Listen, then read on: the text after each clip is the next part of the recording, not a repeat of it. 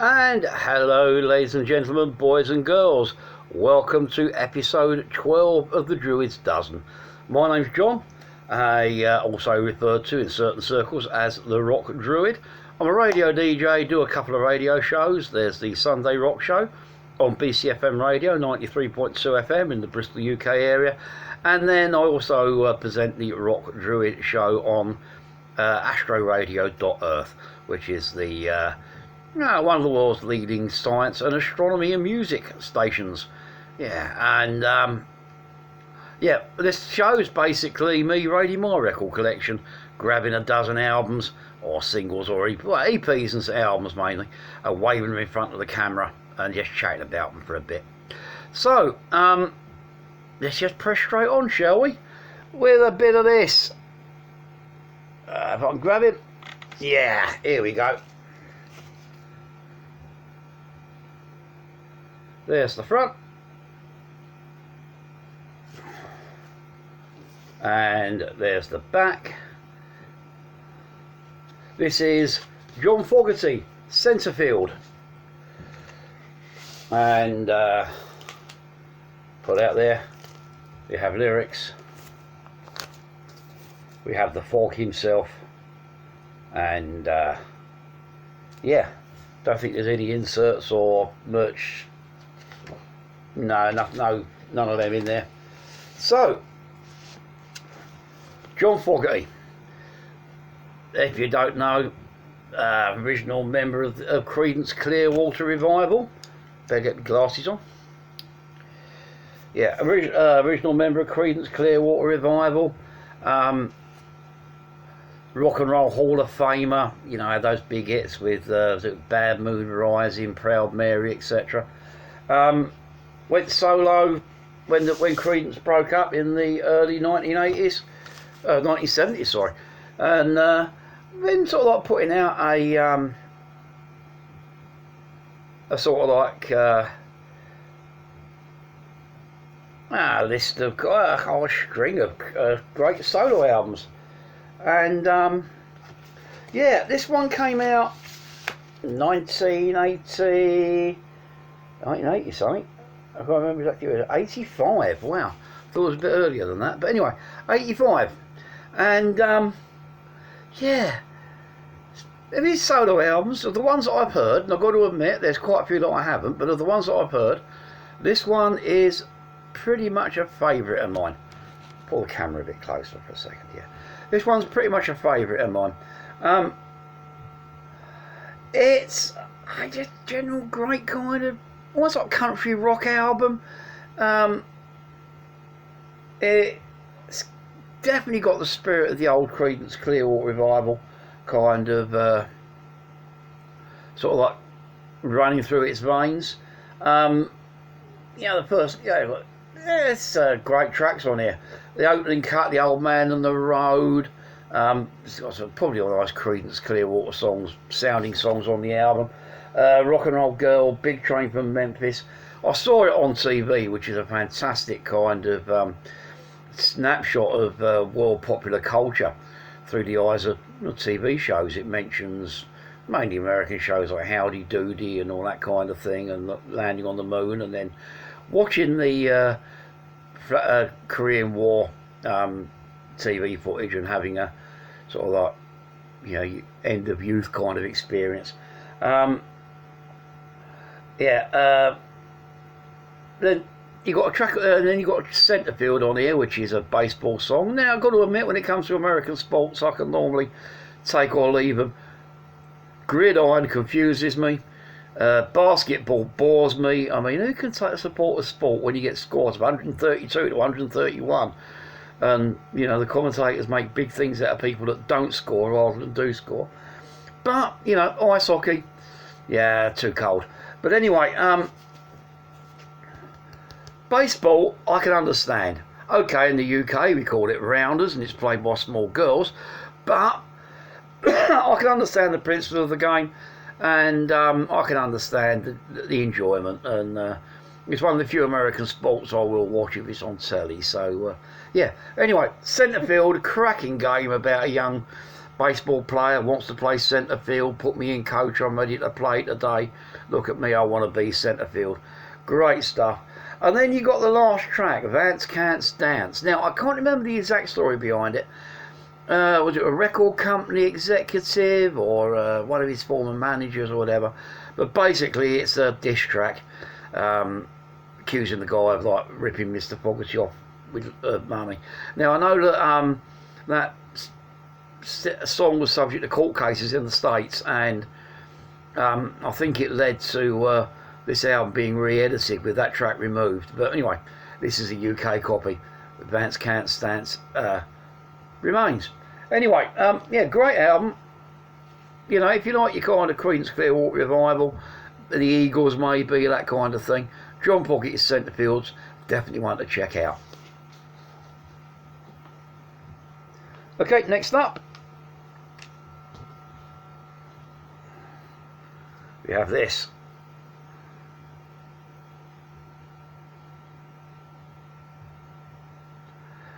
It's Marseille, Unfinished Business. There's the front. There is the back.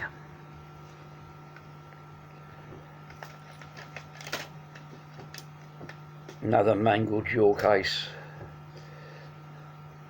There's the behind the disc image. There is a disc.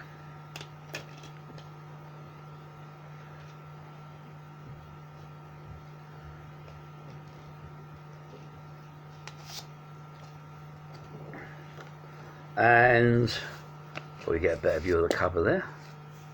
Oh dear, what's this? Something's dropped out, I'll come to that in a minute. Actually, this folds out like this.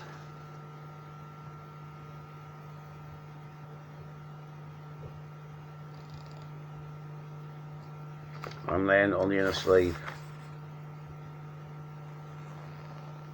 there's this. And let's have a quick look at that thing that dropped out.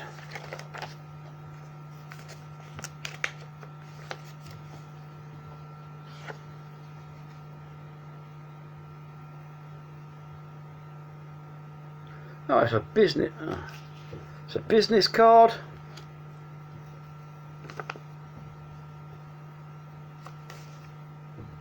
And the UK tour flyer.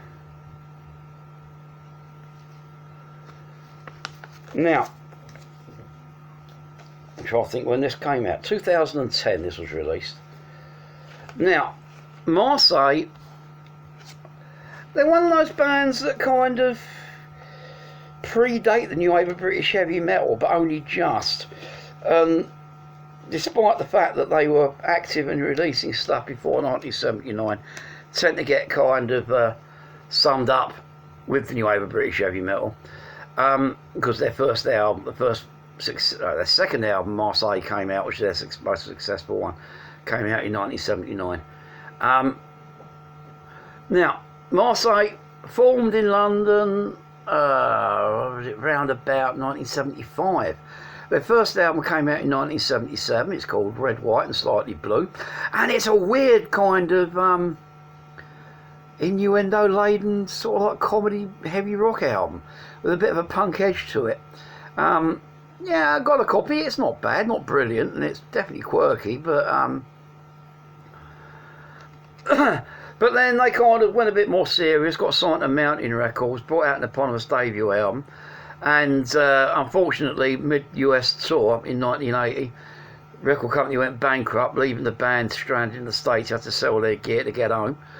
Bounced back, released another album on a UK indie label. I can't remember the name of the album or the label. It's in the back there, it'll show up in one at some point in these. And then, by that point, disillusionment had set in and they called it quits. Now, lead guitarist Neil Buchanan had a bolt to string back on. The guy wasn't a bad artist, and he had dabbled in a little bit of kind of broadcasting. Cut a long story short, he ended up being a leading UK children's television presenter. He did a series of shows in the early 80s. First of all, one called Number 73. and then went on to present a long-running TV series called Art Attack, which gave children kind of basic art lessons for kids on telly, is basically what I'm calling it. Very entertaining, and you know, Art Attack used to get as many adult viewers as it did kids viewers. And then he never really lost the rocker in him. I mean, going back to when he was doing number 73 on children's TV, it was a more 3-hour-long morning show. Used to go out on ITV over here in the UK. He would call in some of his rock contacts, so that, you know, the special guest bands were people like Slade and Gillan and Rainbow and that kind of thing. It was, yeah, made interesting viewing for the young late teens, early 20s headbanger like me. But anyway, 2008, 2009, he decided he wanted to get out of the kids' TV game. Maybe he's getting a bit too old, he couldn't keep up with Andy Peters maybe. So he basically sold his production company for an undisclosed but believed to be very large sum of money. Not needing to work again, he contacted his old bandmates and put a new lineup back for Marseille. Released this album, Unfinished Business, as kind of a comeback. Now, they've done an album or two since this, but, you know, this is a great album. You got great tracks on it. Everybody Dies Young is a brilliant song. The title cut in the opener, which is a kind of brilliant statement of kind of rock and roll intent. Rock Radio, which is about killing certain types of DJs. And as a DJ myself, I can agree with that. There are certain DJs who want to make me commit murder. Normally the chappy ones on local radio and your overly serious Radio 1 kind of daytime presenters. I can't stand it. But anyway, yeah, Blowing It, Raise Hell, In for the Kill, The Game. Want to Get High, and most of the tracks on here are bangers. And yeah, and as a kind of comeback album, it's a really strong one. So 2010's Unfinished Business by Marseille, band you should check out. And you know, especially those of you that remember Art Attack and number 73, etc., you'll be surprised where Neil Buchanan's doing now. Okay, next up, and one that I may have to kind of be careful what I say. It's Oral. It's a band's called Oral. The album's called Sex. Oral Sex. Yeah. There's the front.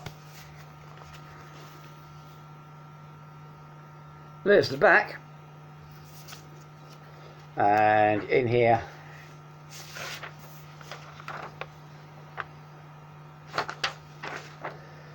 there's an inner sleeve here.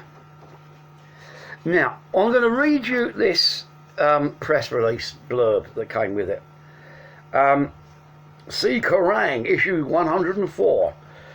Well, it says here that Oral are Bevy Lee, vocals, Monica Ramone on guitars, Dee on drums, and Candy on bass. You may already be aware the oral phenomenon is rampant all over the UK and soon to burst all over the world.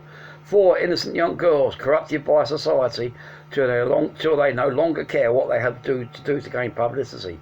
Oral, no limits. There are no boundaries to prevent these once angelic no boundaries of perversity that these once angelic virgins have had to suffer. Monica Ramone, on the musical fringes for years, has decided that the abuse had to stop. If any manipulation was to be done, she was the girl that was going to do it. With friend and bass player Candy, she broke away to form the nucleus and Oral was formed.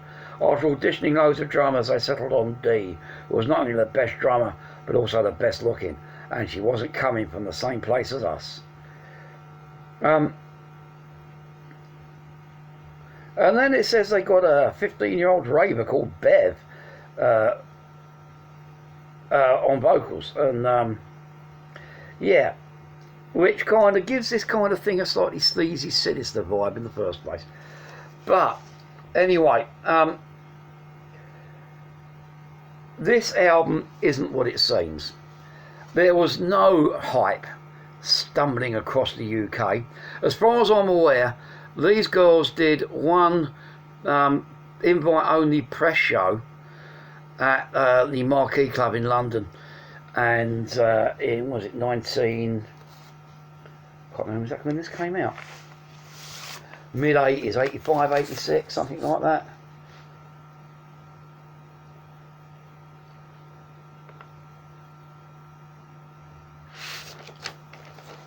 Do you know, it doesn't say, it hasn't got a year of release on here anywhere. No, no year of release. But judging by the fact it's on Conquest Records, and it's an early Conquest record, catalogue number, Con 6, or Quest 6. Gut feeling tells me 85, 86. Anyway, basically, it was all some management hype.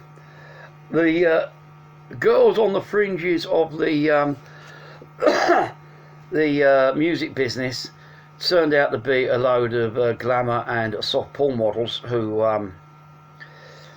you know, whether these girls could actually play or whether they just mime to backing tracks, I don't know. But it is known that they don't play on the album. It's a 6-track mini album. I'll just give you the song titles: Head, Love Pole, Gas Masks of Vicars and Priests, Black Leather, Pearl Necklace, I Want Discipline. Yeah, it's smutty, it's sleazy, and it's not very good. It's kind of... it's cheesier than the cheddar cheese stockpile warehouse in the Cheesy Watsits factory. It's tackier than a load of half-dried impact adhesive, and it's as crap as the contents of a main sewer. However, there is a little bit of, and it's not worth bothering with, apart from the novelty value. That's the only thing going for it. However, there is a slight kind of bit of controversy about this album, and that's who plays on it. They know it's not the girls, so who is it? There's lots of rumours around. One of the rumours is Neil Buchanan on guitar. A probably stronger rumour is probably Paul Sampson on guitar. Thunderstick, the Sampson drummer, is rumoured to be the drummer, as well as various other kind of Paul Marino from the band Marino. Yeah, there's lots of people that are alleged to have played in this album. No one has had the guts to come forward and actually admit it. But anyway, the result is an interesting collector's item, but not one you should collect for novelty value rather than the music. Yeah, Sex by Oral, for what it's worth. Which, funny enough, cash-wise, is about 30 quid. Purely because of its obscurity and interest and rarity value. But, you know, musically, it's not worth 10p. Okay, moving on. Got to pick up the same part bit because I'm rabbiting a bit too long on some of these. We'll have this. This is an EP. This is Worth the Whiskey by Texas Flood. There's the front. There is the back. And oh yes, here we have a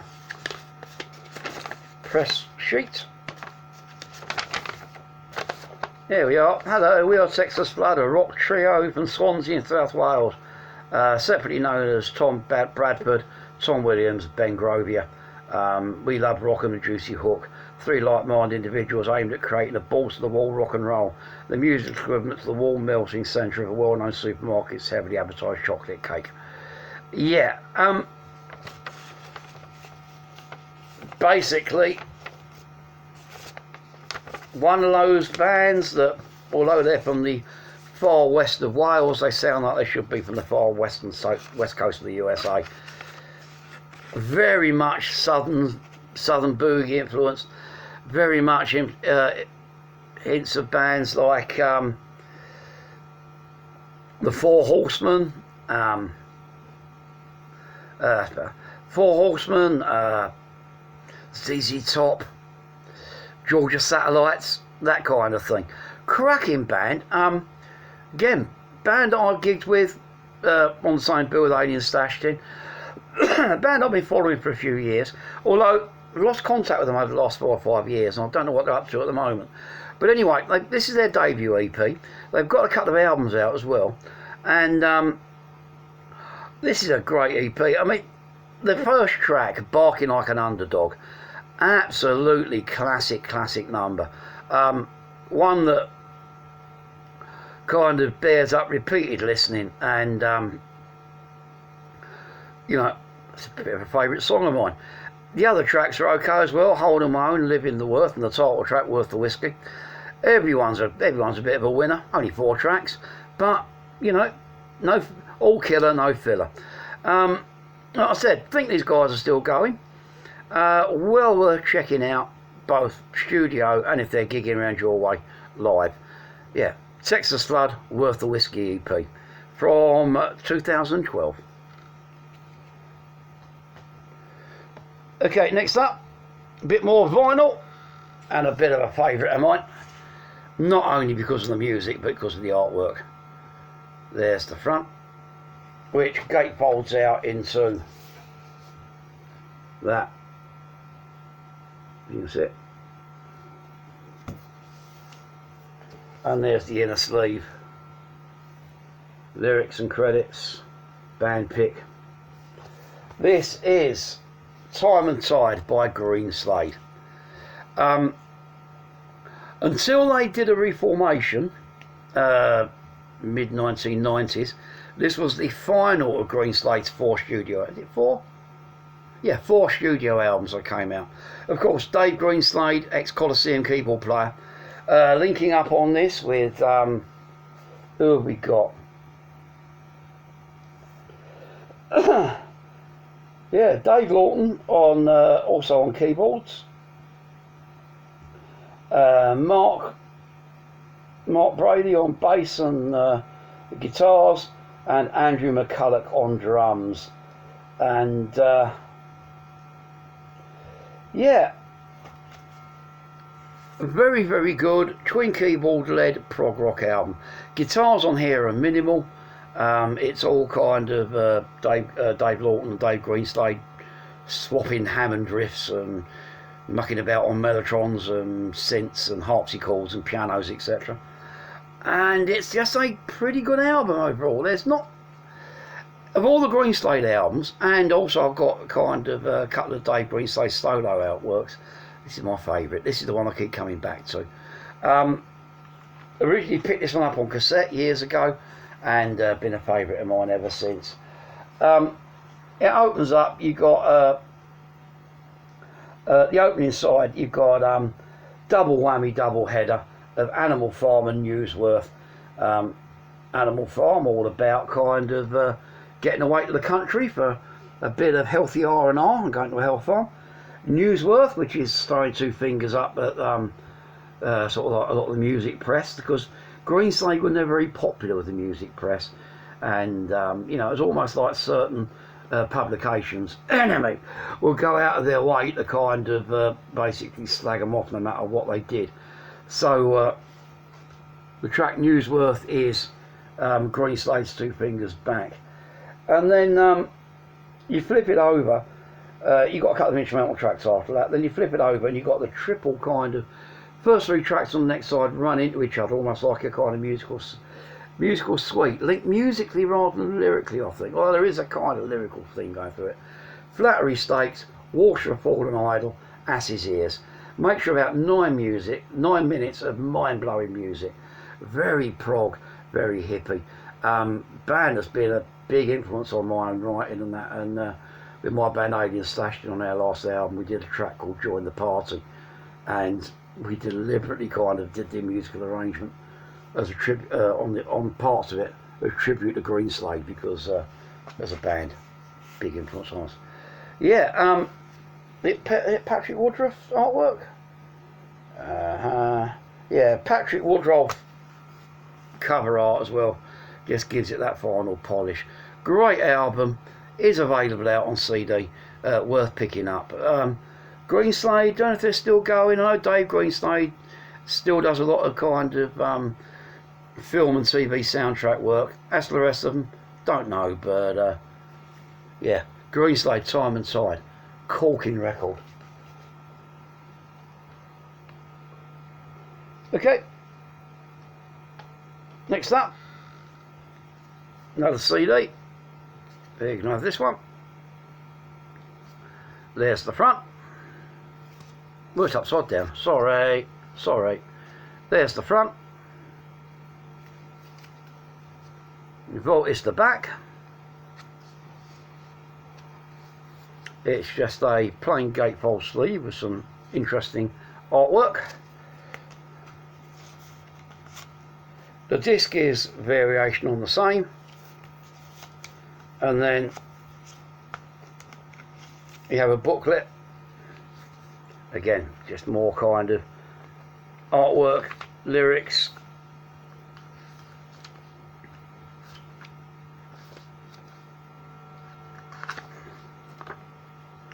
no band pictures or anything, because this lot don't go into that kind of thing.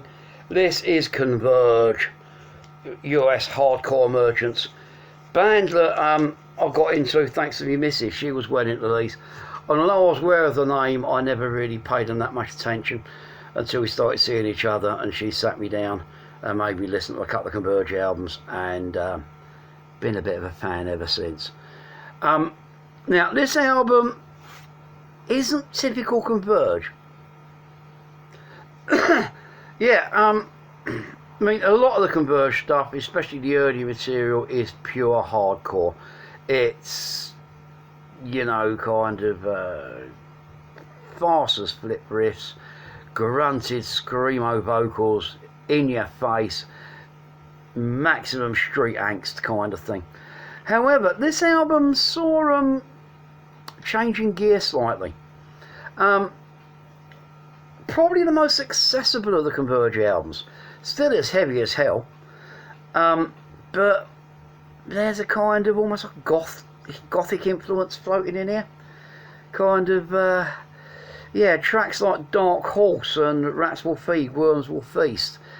They're not quite as riff and bludgeon as a lot of the other Converge material is. You know, you still got tracks like Effigy,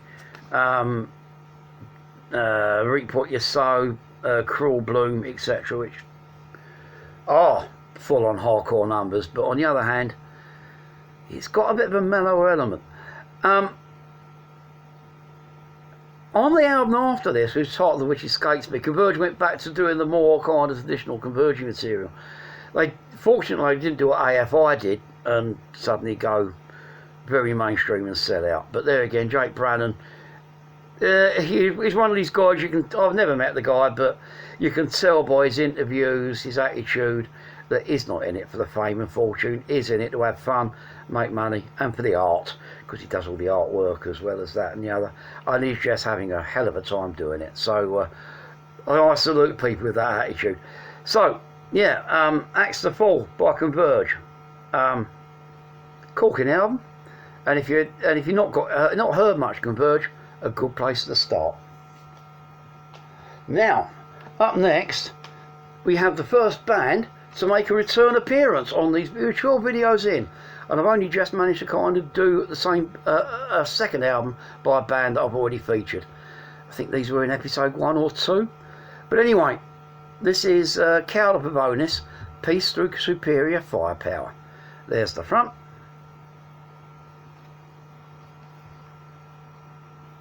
There's the back.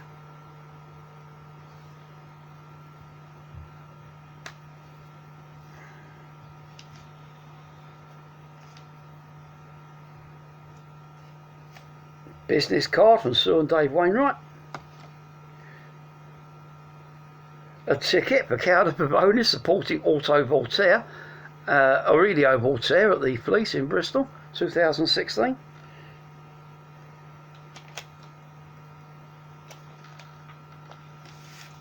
And if I pop this out, There's the front cover. There's the back of the book.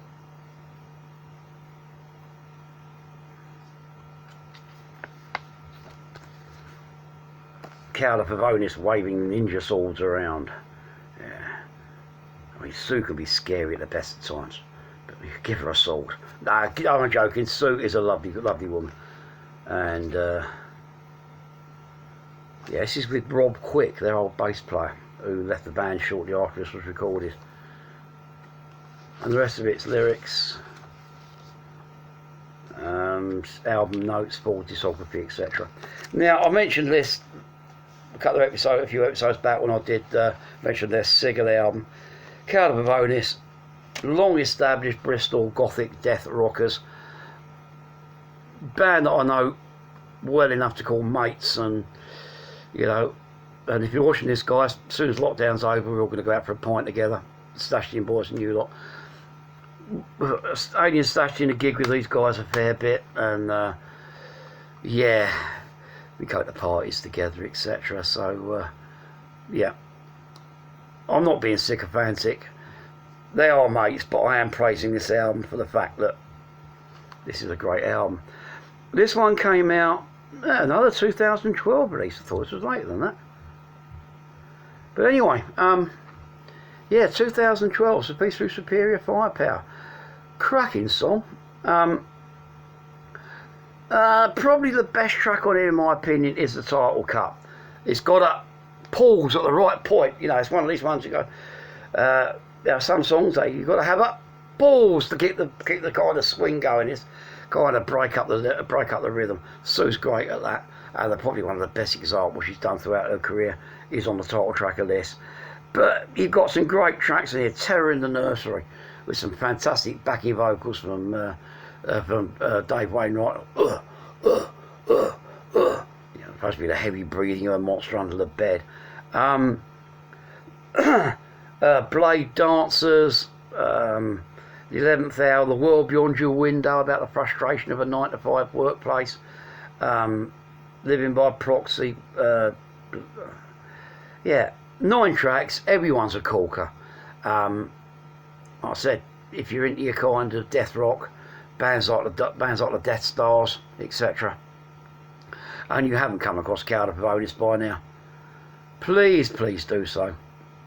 I'll love you for it, and you'll love yourself for it. Cracking band. And again, these guys get on, again, tours cancelled because of lockdown, etc., but they'll probably, well, as soon as it's over, they'll probably be back on the road. If you get a chance to see them, go see them. Sue's voice is to die for, and she can do it live as well.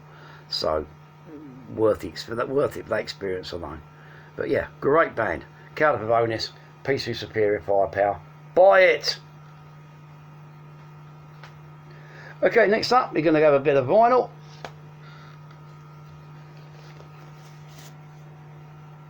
This is The Pack by Alaska.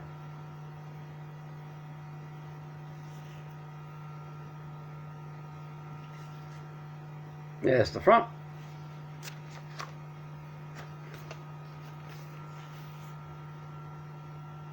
There's the back. Signed by Bernie Marsden. Now, I don't think there's any inner sleeves in here or anything, or guts or glory, or no, nothing like that. Now, Alaska were formed in when this one came out.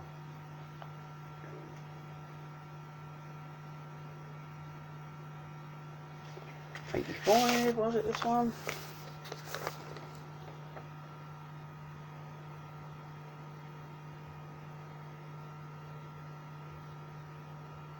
'85, that's right. That's right, 'cause I saw them on tour that year, didn't I? Oh dear. Yeah, no, Alaska originally formed in about '83. With the when Bernie Marsden eventually finally quit Whitesnake, leading to the beginning of the end for that once great band. But yeah, he'd already done a couple of solo albums,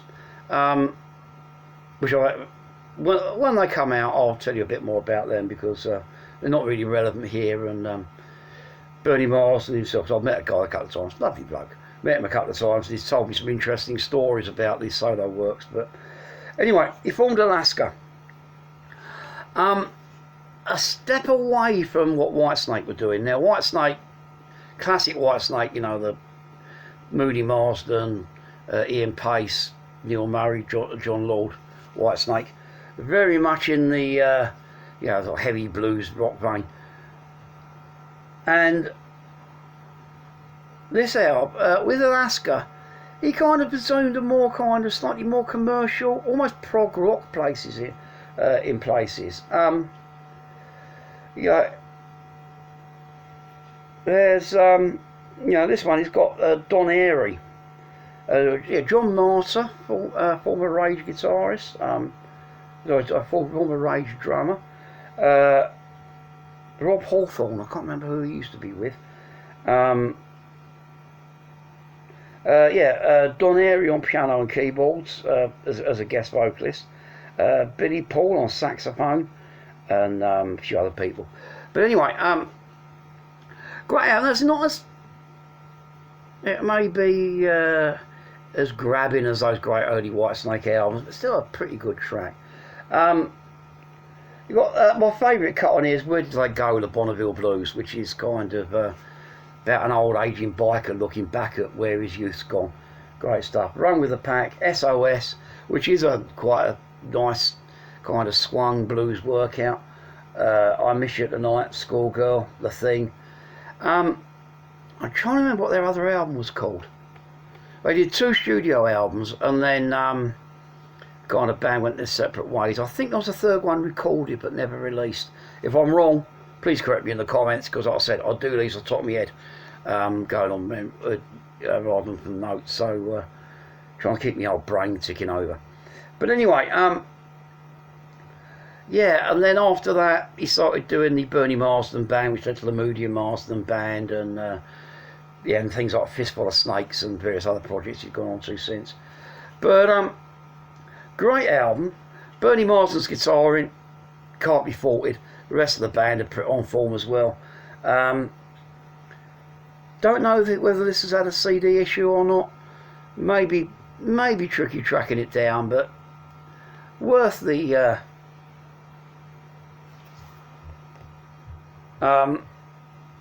yeah, worth checking out. The Pack by Alaska, 1985. I'm just trying to work out who did the album artwork.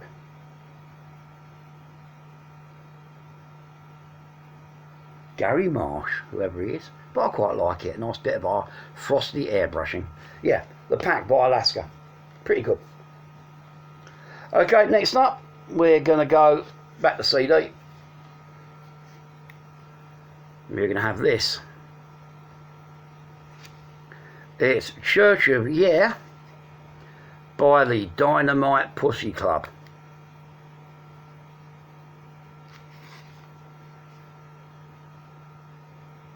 Front, there's the back.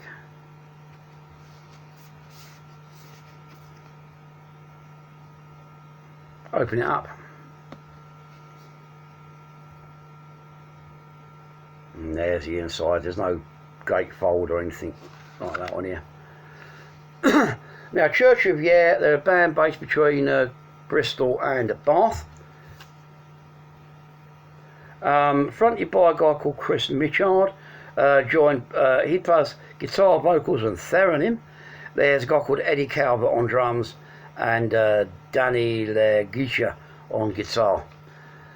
Yeah, they're sort of like psychedelic garage punk, best way of describing it. Definitely psychedelic, definitely garage, definitely punk. Interesting blend. I got a couple of albums out, and the band's currently on hiatus while various members are involved with other projects. But this was their first album, I believe, and it's a pretty good one. You got the tracks are sweet. They're to the point. They're kind of a little bit strange, maybe, in the arrangements. Them having the theremin kind of woo all over the place kind of gives it a kind of ethereal edge. But you know, you got tracks like Crab Bait, Devil's Whore, Under the Groove, Boogie Sides, Primeval, Allergic Reaction. Yeah, pretty good stuff. These guys, like I said, they were fairly regular giggers around Bristol, saw them live a few times, and always a very, very entertaining live band. Currently on Hay, that's why I said I'm members to other projects, although chatting to Chris fairly recently, within the last year or so, he did turn around and say there is a potential of more Dynamite Pussy Club material on the horizon, so you never know, after lockdown these guys may be back. But anyway, their stuff is available. You can download it through Bandcamp and all good download sites. CDs, you might have to contact the band direct, but hey, worth it. They're pretty good. Yeah, Church of Yeah by the Dynamite Pussy Club. And we're going to finish up with a bit of a three album heavy metal run. And we're having this lot first. Armoured Saint, Delirious, Nomad. There's the front. There's the back.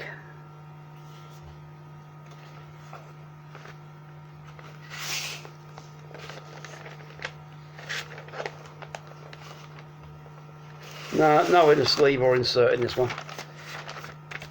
Now, Armoured Saint, band, funny enough, they got a brand new album coming out next month. But this one dates back to 1985. And yeah, they've been going since about 1981-82. This is their second full-length album. I think March of the Saint was the first one. But anyway, and then there was an EP before that. But anyway, I discovered Armoured Saint through this album and a track called Nervous Man. Tommy Vance played it on the Friday Rock Show. I was listening and I went, flip me, that's pretty flipping good. Following day, I was out, local record store, purchasing this. And I've been a fan ever since.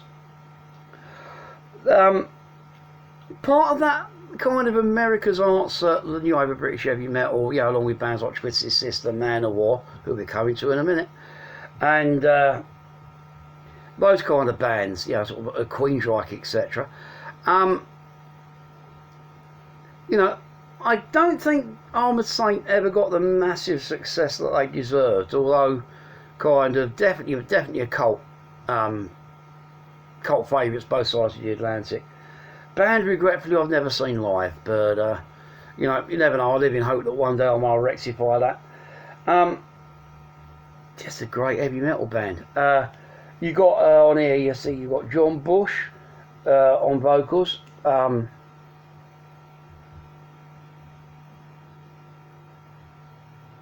Doesn't actually list who's the personnel on here. But I do know it's John Bush on vocals, who, of course, later did time with Anthrax, and the other guys. Again, one of these kind of versions of the album that hasn't got the inner sleeve or doesn't give full credits on the back. No, but anyway, immaculately performed, very, very entertaining. Track, like I said, Nervous Man is still my favourite Armoured Saint cut. But then you got Over the Edge, The Laugh, For the Sake, Aftermath, In the Hole, You're Never Alone, released. Every track's a bit of a banger. Everyone's superbly played. The production on here by a guy called Max Norman is pretty damn good. Bill Fresh, the engineer, you know, he's done a damn good job as well. And overall, pretty damn good. Love the cover artwork as well on this, kind of a photographic kind of work.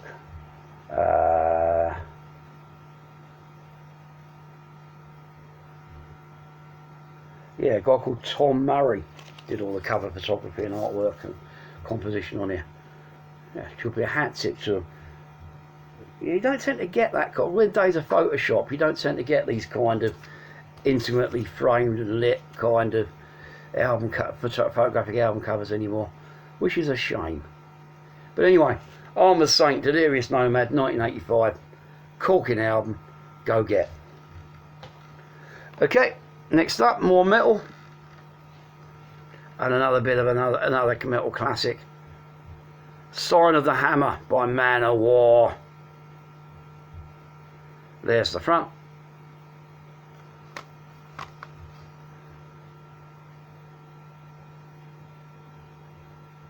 There's the back.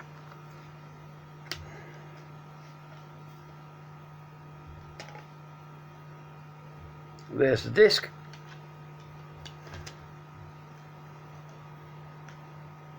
In 1984 this album came out.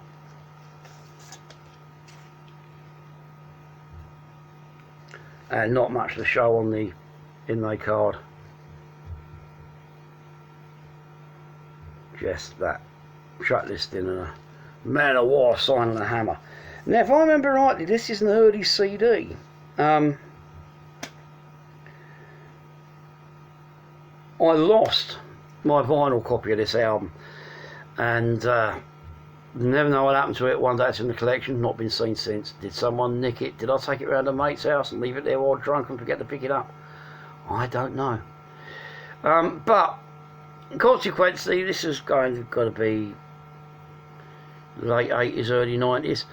I just got my first CD player, so you know, I decided to get the new album. I've got this CD copy, and hence it's a bit scuffed and battered because it's been well loved. Yeah, but what can I say about Manowar? Over the top, kind of very much over the top, OTT, tongue-in-cheek, metalheads. Band that kind of almost a kind of metal parody band, which would have been immensely sad had they taken themselves completely seriously. But fortunately with Manowar, you could always tell the tongue was firmly in cheek. Yeah. All their albums are about Vikings and gods and hammers and metal, etc. And this one's no exception. The opening cut, All Men Play on 10, where they mention it's a rock and roll sin to try giving in, to make money, to turn down low, etc. You know, because all men play on 10, they're never going to turn down again. The Animals, Thor, the Powerhead. Sign of the Hammer, the title track, brilliant. Guyana, Cult of the Damned, about the Brian Jones, the bloke that Kool-Aided his followers, the American kind of doomsday cult leader. Thunder Pick, which is a excellent piece of guitar solo work from Ross the Boss. It's great stuff, brilliant stuff. You got with Manowar, you know what you're getting. They do on the tin. Some albums are better than others, and I've got to admit, you know, I do prefer things like albums like Blow Your Speakers to this, but it's still a great album. Still one I can put on and love every minute of it. So, yeah, if you're into Manowar and this isn't in your collection, get it. And yeah, if you haven't heard much Manowar, yeah, maybe start with Blow Your Speakers or Kings of Metal, but add this one to it soon after, because corking little album. Leads on to this week, the final contender for this week, and we're going to Germany. Bit of German metal for you. There's the front. You can tell it's got the not for sale in Germany, Austria, Switzerland, licensed for export only. Noise Records export. There's the back. A little bit of scuffing on the cover there. Like I said, these are very old. Not said I'm a collector, but you know, I believe my records have been tracked around in clubs and DJ'd and tracked to record radio stations over the years, and I believe a record should work for its living. It's the music that's the important, not so much the blurb. There's the inner sleeve, oh, the gatefold, sorry. Lots of cartoon head kind of cartoons. Pull this out.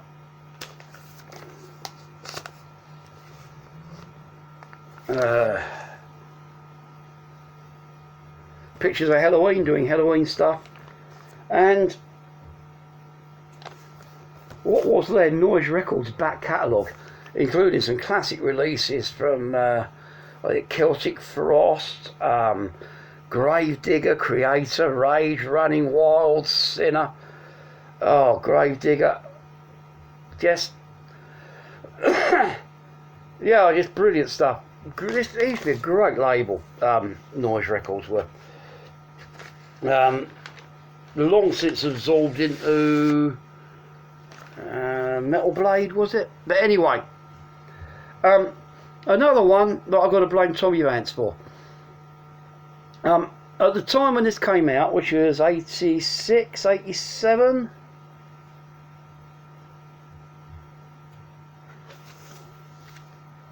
I'm going to go and have a look again.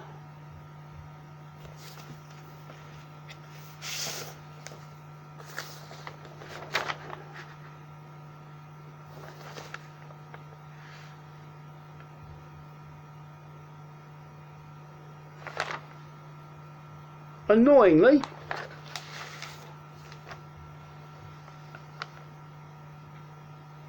I can't find the official release date. I'll say 87. And again, please correct me down there in the comments if I'm wrong. But anyway, at the time I was working for British Petroleum. I was the night sales manager for a petrol station. Sounds flash, but basically every particular petrol station involved on the outskirts of Bristol was on the edge of a really scuzzy area, and if it shut down at night, it will be broken in and all the fags will be stolen. So it was cheaper to employ someone, i.e. me, and the guy I did the opposite shift to, Cauda, to stay up all night and keep open and flog a little bit of petrol, then close down and be broken into and have the insurance premiums boosted. Meant that I spent a lot of time sitting around that petrol station listening to the radio. And Tommy Vance, Friday Rock Show on a Friday night, Alan Fluff Freeman, the Saturday Sunday Rock Show, Saturday night, Sunday morning. And one week, both of those guys played tracks off this album. I can remember Tommy Vance playing Future World, and I think Fluff Freeman played A Tale That Wasn't Right. And I remember listening to both tracks thinking, flip me, absolutely stunning stuff. And Monday morning, I came out of work, and rather than go home, I went straight into town and went to my local record store, and they didn't have it in stock because it didn't know at the time it wasn't a UK release. So I imported this copy, and it's been my favourite ever since. It's been this vinyl copy since been retired because of it's beginning to wear out, and I have replaced it on CD. But yeah, still cherish this. Happy memories taking it home. My flatmate at the time, a young lad called Paddy, Irish Gilly. What's that? It was in Belfast. I put it on. We were both sitting there going, flipping it, that's a great album. And it is. One of the classic of the early days of European power metal. Got the start off, the initiation, which is from Helloween 3, the film, and then it just, I'm Alive, A Little Time, Twilights of the Gods, A Tale That Wasn't Right, Flip It Over, Future World, and then the 14 minutes of the title cut, Helloween itself. All references to Trick or Treating, Charlie Brown and the Great Pumpkin. Fantastically observed lyrics, fantastically performed, and just absolutely classic. Yeah, Michael Kisker's vocal. First time I did with Michael Kisker, because it was Kai Hansen was the guitar and vocals on Walls of Jericho, their previous album, but they got in a dedicated vocalist for this, Michael Kisker. Gives them an extra dimension. I think Marcus Glosskopf and Hugo Schwarzenberg, the rhythm section, tight as a duck's anus. And then you've got Kai Hansen and Michael Rickheath, the two guitarists, Julian and duking like crazy. Of course, this was originally going to be a double album. The second, the Noise Records wouldn't push things that far, and the second, Keep of the Seven Keys Part 2, this is Keep of the Seven Keys Part 1, came out the following year. Not quite as good. We've had a few lineup changes, but hey, these things happen. But anyway, in my opinion, this is still the best Helloween album. I know they're still going and they've done some pretty impressive stuff since, but they still have yet to top this record, in my opinion. One of the greatest of all European power metal albums, in my opinion, and one that every self-discerning metalhead should have proudly in their collection. So yeah, Helloween, Keep the Seven Keys, Part 1. Very, very, very highly recommended. Oh well, folks, that's it for this week. Hope you enjoyed. Remember, if you want to agree, disagree, or just have some reminiscences of any of the bands or albums involved, the comments are down there in YouTube. They're over there on Facebook, and depending on what edition of the show you're watching. And yeah, if you're on Facebook, remember, like and subscribe for this every week, and occasional other videos I'm going to be chucking in. And tell your mates. I'll leave, again, details of the radio shows are going to be in the description, so if you want to check them out at some point, feel free to do so. Anyway, take care. Loves every single last one of you, and until next week, peeps, bye.